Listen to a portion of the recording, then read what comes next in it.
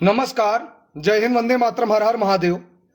सभी सनातनी भाइयों से निवेदन है कि ज्यादा से ज्यादा की संख्या में जल्द से जल्द जुड़ जाएं और जुड़ने के बाद मेरी इस आवाज को आज केंद्र सरकार तक पहुंचा दीजिएगा, क्योंकि ये आवाज सिर्फ मोहित राज की आवाज नहीं बल्कि उन हिंदुओं की वेदनाएं हैं जिन्हें आज अपने त्योहारों को मनाने की आजादी नहीं है। अगर वो सड़कों पर निकलेंगे तो उनके ऊपर पथराव कर दिया जाएगा। पहले के समय पर हिंदुओं के अमरनाथ यात्रा पर पथराव किया जाता था, लेकिन आज हम हिंदुओं के गली मोहल्लों पर, हम हिंदुओं के रामनवमी के शोभा यात्रा तक बात आ गई और आज भी हिंदू समाज शांत बैठा हुआ है। कोई दिक्कत नहीं। कारण था कि ना आपने भूतकाल में आवाज उठाई थी, ना आप वर्तमान में उठा रहे हो और भविष्य में उठाने की स्थिति में तुम रहोगे नहीं, ये भी जान लेना। आज इस प्रकार की स्थिति आ गई। पहले के समय में अमरनाथ यात्रा पर पथराव हो जाया करते थे और आज हिंदुओं के गली कूचों में हिंदुओं पर पथराव हो रहा है। बहुसंख्यक भी हिंदू है और पथराव भी हिंदुओं पर हो रहा है। बहुसंख्यक भी हिंदू है और अपने त्योहारों को कुशलता पूर्वक हिंदू मना भी नहीं पा रहा है। कारण क्या है? कारण यह है कि हमने अपनी विचारधारा ही नहीं पनपने दी। जिनको यह लगता है कि हिंदू और हिंदुत्व में फर्क है, तो उनको आज मैं बताना चाहता हूं, हां, हिंदू और हिंदुत्व में फर्क है। हिंदू और हिंदू कि मेरी आवाज केंद्र सरकार तक पहुंचे और जब केंद्र सरकार तक पहुंचे तो केंद्र सरकार यह तय करे कि अगर उसे बहुसंख्यक समाज का वोट लेना है तो बहुसंख्यक समाज के लिए कार्य करना पड़ेगा। आखिर ऐसी कौन सी स्थिति आन पड़ी कि जगह जगह पर हिंदुओं की शोभा यात्राओं पर पथराव किया गया? मैंने भी निकाली थी शोभा यात्रा। किसी के अंदर क्षमता नहीं थी कि उस शोभा यात्रा पर पथराव कर दे, क्योंकि हम सठम साठ्यम समाचरित की नीति पर चलना भी जानते हैं। आज का हिंदू मुझे एक बात बताए। मैं बार बार एक प्रश्न उठाता हूं कि निरंतर आपके अस्तित्व पर प्रहार करने का प्रयास किया जाता है, लेकिन आप शांत बैठे रहते हो। आपको सेक्युलरिज्म का भूत सवार है, आपको भाईचारे का भूत सवार है। आपका भाईचारा उसी दिन खत्म हो गया था जिस दिन पंडित कमलेश तिवारी के साथ इतना बड़ा कांड हुआ था। हमने अपने भाईचारे को उसी वक्त खत्म कर दिया था जब 21 बार रिंकू शर्मा के पीठ पर किस प्रकार से आघात किया गया था। हमने अपना भाईचारा उसी वक्त खत्म कर दिया था जब कर्नाटक में हर्षा हिंदू का बलिदान हुआ था। हमने अपना भाईचारा उसी वक्त खत्म कर दिया था जब तिरंगा यात्रा में चंदन गुप्ता के साथ में घटना घटित हुई थी। उस घटना का कौन जिम्मेवार था? उस घटना का कौन जिम्मेवार था? और सुनिए, जगह जगह पर साजिश चलाई जा रही है। जगह जगह पर आपको एक साजिश के तहत अपने एजेंडे में बटोरने का प्रयास किया जा रहा है। फिर भी आप शांत बैठे हुए हो। आपको लगता हम हिंदू की आवाज नहीं बनेंगे। अगर हिंदू काम करेगा तो हम उसका विरोध करेंगे। हिंदू का विरोध करोगे, हिंदू का विरोध करोगे, तुम्हारी यही विचारधारा आने वाले समय में तुम्हारी नस्लों को खत्म कर देगी। यह बात नोट करके रख लो। मोहित राज बोल रहे हैं।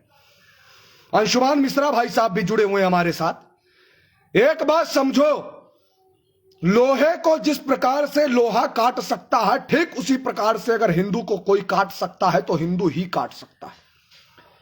किसी के माइकल लाल के अंदर इतनी क्षमता नहीं थी जो सनातनियों को आंख उठा करके देखता। भूतकाल के कालखंड के इतिहास को जब आप उठाओगे, महाराणा प्रताप का आकलन करोगे, पृथ्वीराज चौहान का आकलन करोगे, गुरु गोविंद सिंह का आकलन करोगे, गुरु तेग बहादुर का आकलन करोगे, महाराणा प्रताप का आकलन करोगे, लक्ष्मीबाई का आकलन करोगे, दुर्गाबाई का आकलन करोगे, तब तुम्हें पता चलेगा हिंदुओं तुम्हारा इतिहास क्या था। लेकिन तुम तो बाबर अकबर में झूले जा रहे हो। तुम तो महमूद गजनबी में आज भी उलझे हुए हो। अस्तित्व की लड़ाई लड़ने के लिए हम निकले। हम किसी पार्टी के प्रचारक बनकर के नहीं निकले हैं, यह बात अपने दिमाग से निकाल दीजिएगा। आज जिस लड़ाई को मैं लड़ रहा हूं, इसी लड़ाई को प्रत्येक सनातनियों को लड़ने की आवश्यकता है, डट करके। और अगर आज तुम समय रहते इस लड़ाई को नहीं लड़ पाओगे तो तुम्हारी आने वाली पीढ़ी गर्त में जाएगी। अगर आज तुम सनातन धर्म की संस्कृति की आवाज नहीं बन पाओगे तो आने वाले समय में तुम्हारी पीढ़ी गूंगी पैदा होगी। ये लिख करके रखो। मैं आवाज उठाऊंगा, मुझे धमकियों से फर्क नहीं पड़ता। मैं अपने जिस एजेंडे को कामयाब करने में लगा हूं, उस एजेंडे को एड़ी से चोटी तक का जोर लगाकर कामयाब करूंगा।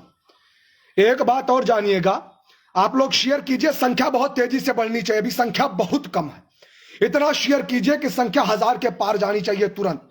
और सुनो, मेरा हृदय तब विदीर्ण होता है जब मैं पंडित कमलेश तिवारी के साथ हुई घटना को याद करता हूं, और मैं चाहता हूं कि इस भारत देश में वो घटना दोबारा घटित ना हो। और वो घटना दोबारा तब घटित नहीं होगी जब आप धरातल पर उतरोगे। या तो लिखना शुरू करो, या तो बोलना शुरू करो, या तो जो लिख और बोल रहे हैं उनकी बातों को आगे बढ़ाना शुरू करो, या तो चिल्लाना शुरू करो, या तो जो चिल्ला रहे हैं उनके साथ खड़े होना शुरू करो। कहां से आप लोग देख रहे हैं बताइएगा जरा। काफी समय बाद आपके बीच में लाइव उपस्थित हुआ हूं। कारण था, बहुत सारी शोभा यात्राओं का कार्यक्रम हमने कर रखा था। गुरुकुल अभियान की मुहिम में हम लोग लगे हुए हैं। निरंतर प्रत्येक घरों में श्रीमद् भगवत गीता भगवा ध्वज पहुंचाने की जो हमारी मुहिम है वो चल रही है, निरंतर चल रही है। एक लक्ष्य अखंड हिंदू राष्ट्र की कामना से धरातल पर हिंदुओं को मजबूत करके, यानी प्रत्येक हिंदुओं का हाथ पकड़ करके आगे बढ़ाए, हम उस मुहिम में लगे हुए हैं। हमारे जो 7 लाख गुरुकुल मैकॉले शिक्षा पद्धति के द्वारा नष्ट किए गए, उनको दोबारा से स्थापित करने में लगे हुए हैं।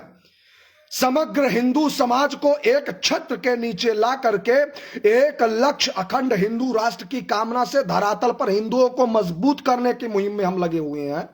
और बहुत सारे हिंदू ऐसे हैं जो कह रहे हैं कि भैया तोहनिए के जगह से हिंदू जागी। अरे हमनिए के जगह से हिंदू जागी कि ना जागी हमनिए के ना पता, लेकिन अगर 2 को भी मैं जगा ले गया तो अपने जीवन की सार्थकता को समझूंगा। एक बात और जानिएगा, एक आपको छोटी सी साजिश बताता हूं, इसको समझने का प्रयास कीजिएगा।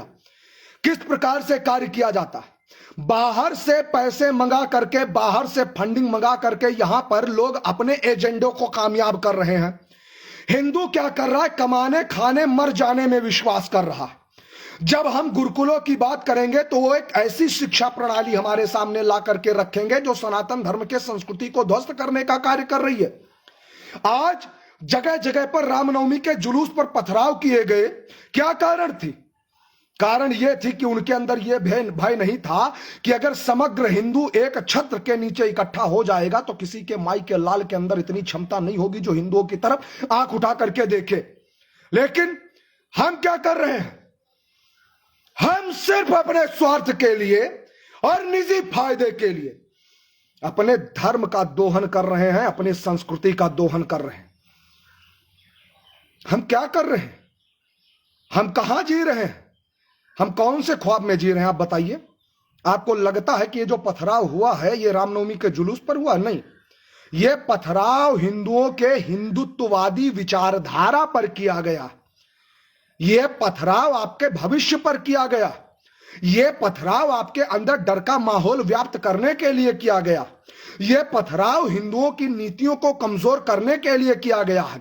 यह पथराव करके यह साबित किया गया है कि अगर रामनवमी जैसे जुलूसों को निकालोगे, रामनवमी जैसे शोभा यात्रा को निकालोगे, तो आपके ऊपर आक्षेप लगाने के लिए लोग पहले से ही छतों पर पत्थर रख करके बैठे हुए हैं। आपको नहीं पता इतनी ज्यादा की संख्या में पत्थर आ कहां से गए? मुझे बताइए। आपने कभी सवाल उठाया? आपने कभी पूछा?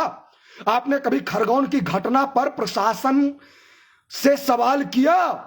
आपने कभी करौली जैसी घटना पर सामने आकर के आंदोलन किया? नहीं करोगे, नहीं करोगे तुम। 1 मिनट। Hello, hello. हाँ जी बोलिए। अरे महाराज जी को चरणों में सादर प्रणाम। हाँ, स्वस्तु कल्याण मस्तु। कौन बोल रहे हैं? महाराज जी मनोज शुक्ला बोल रहे हैं। जी जी, चलिए, बहुत बहुत आभार है आपका। मैं आपसे बात करता हूँ और आपसे हाँ हाँ उचित समय पर बात करता हूँ। जय श्री राम। तो बहुत बहुत आभार है सभी सनातन